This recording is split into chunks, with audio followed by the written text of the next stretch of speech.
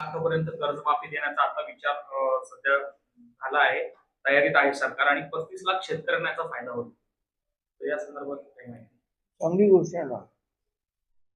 सतत आपण जे आहे पहिल्यांदा शिवाजी महाराज कर्जमुक्ती योजना दिली, नंतर महात्मा फुले कर्जमुक्ती योजना दिली, आता अहिल्याबाईंच्या नावाने आपण देतो.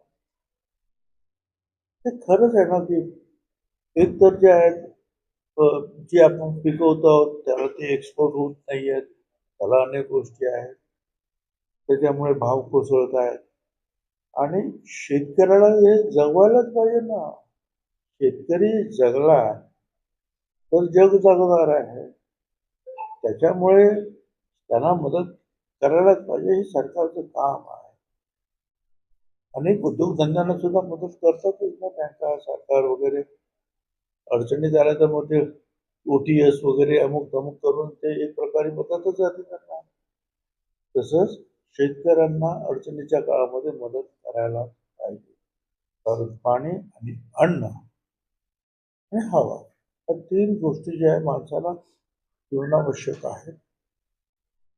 त्यासाठी सांभाळण्याचं काम आम्ही सगळ्यांनी करायला पाहिजे.